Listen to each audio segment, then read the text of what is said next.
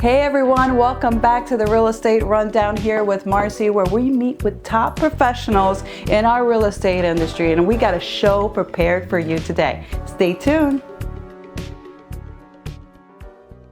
Welcome back everyone to the Real Estate Rundown here with Marcy, where we meet with top professionals in our industry. And our guest today, I can't wait to introduce you, DJ. Hi DJ. How you doing? Thank you for inviting me. Of course, thank you for being here, DJ. Well, would you kindly share with our audience who you are and what you do? Well, again, yes, my name is Devana Johnson. I'm a real estate broker with Coldwell Banker. I've been in the industry for now 13 years, I would say. Wow. About 13 years. I specialize in residential property and luxury space. Wow, that's a long time in real estate. Yep. I know you got a lot of stories. So much. I mean, you forget them and then it pops up again every now and then, depending on the transaction, the day. But yeah, a lot of stories. A lot of stories, but most importantly, a lot of experience and knowledge. Yeah, I would say, in this business, you do gain experience and you gain the knowledge day to day. Right. As you're doing transactions, you're dealing with different people, different walks of life, and you gain that. And it builds your confidence. It builds your confidence really in does. the business. I think as a new realtor who's coming into the industry, it could be overwhelming, so much information, data, statistics that you need to remember or to become a great realtor. And then you have to deal with the competition of realtors. So I believe it does create a little, you can be overwhelmed, but if you kind of just stick with it, you kind of be authentic, stay true to who you are, I believe it does help, and it helps you kind of calm things down for yourself and set yourself apart, really. Yeah. So tell us, speaking of that, why real estate for you? Well, real estate for me, I started my journey in 2012, and like most in this industry, we get into it for passive income. I found myself back in 2011, I was sitting at my desk, I was in marketing before, and I just asked myself, I'm like, God, is this what I'm supposed to be doing, for the rest of my life, or at 60 years old? And I just felt like there was more for me, and I felt like I was called to do other stuff. Part of my journey, I feel like I'm just drawn to helping people, and being of service in that way, and being impactful. And I believe real estate gave me that ability to be impactful in a meaningful way while building something for myself. And that's why I chose real estate. Wow, that's, a lot of people, I've been doing this for a long time too, and it's always a pleasure to handle a transaction or closing. It's life events, it's journeys in life, whether you're buying or selling. It's a big part of your life. And it's a very powerful thing to be a part of those milestones with clients as they are achieving their goals, whether it's a $250,000 condo, their first condo, first time purchasing something, or a multi-million-dollar premium property. It's something powerful in that. When did you know, or when did you transition, when you realized, wow, I think I'm gonna make this a career? When did you know, when did you have that feeling that you were gonna transition and make it your career? That's a great question. Like most in this industry, we get into it and then we realize it's not what we thought it would be. We're not making the money that we were hoped for. 3 years into my journey, I got an opportunity to get back into the workforce, and I decided to do that after being out of it for so long. And quickly I realized, no, I want to do real estate. This is what I want to do. But I took advantage of the opportunity, helped build up some, financial capital, and I gave myself a deadline, and I just told myself that I was going to dive right in, head first. This is what I want to do. I want to be my own boss. I don't want someone telling me what to do. And that's just for me. I didn't like the idea of working from 9 to 5 and being told what to do, what time to come in, or micromanage in a lot of ways, right?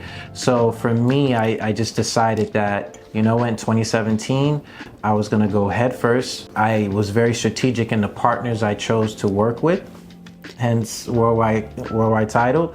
And I decided that I was going to make this a business. I was gonna make this more of a legacy for me than just a job. And that's why I chose and decided that, I was going to make a career out of it. Isn't it amazing how, at the end of the day, you're an entrepreneur, you're a business owner. It's having that step over fear and going out there. A lot of people don't take the leap, and you took the leap. You believed in yourself. And not only that, you had the background already. You were ready to provide that service. You were doing it yourself. Yep. And then you knew exactly. I always think it's so wonderful. Like, you kind of need to do it yourself and go through the process to know how important it is to have money in escrow, to know how important inspections is, and going through those trials with the lenders. There's a lot of moving parts in a transaction, which leads me to, I know you kind of tipped on it, but how important, because at the end of the day, you are the go-to for the client. How important it is to surround yourself with the right team, resources, title company, partnerships to handle your business. And that's what I believe separates me from the masses. I'm not just a one-dimensional broker. Yeah. I believe you have to understand every aspect of it. You're not the expert as a lender. You're not the expert as a title company. Right. We rely on the expert partners, but you need to understand those different areas so you can advise your client, because a lot of times they really do rely on you and your expertise to guide them through the process. They don't know what they're doing all the time, unless they're a seasoned investor or someone who purchases properties all the time. They don't really know what's going on. And they rely on you and your expertise and guidance to help them. So for me, I believe every realtor should understand the lending process, should understand the title and how important title is. It happened to me once. I have a bit of a story that I could jump into where I had an issue with the title company. I didn't realize how important title was until I almost had a deal that I lost because of that. I realized how important these different integral parts of ultimately to your business and how it impacts every part of the transaction. So it's so important. A lot of people, at the end of the day, you are the contact for the client. You are the relationship-based source. A lot of people don't even know what escrow and title is.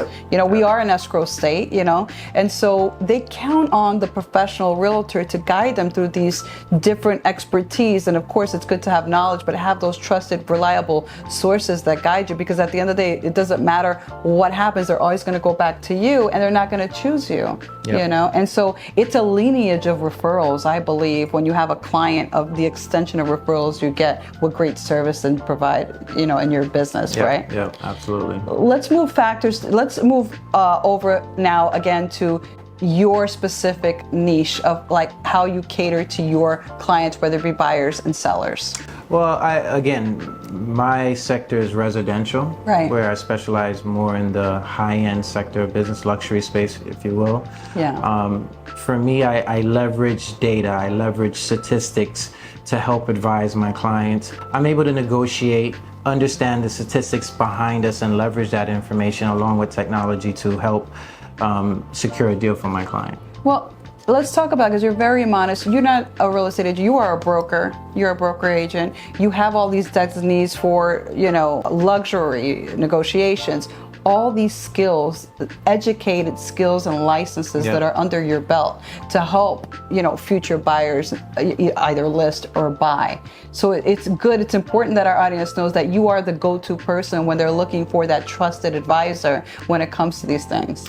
Yeah, I consider myself a market expert, after being in this business for 13 years, specializing in a luxury space, and I understand the data behind it. I understand what's happening in the market. I pride myself on understanding and being knowledgeable about the business. What's the new trends? What's happening?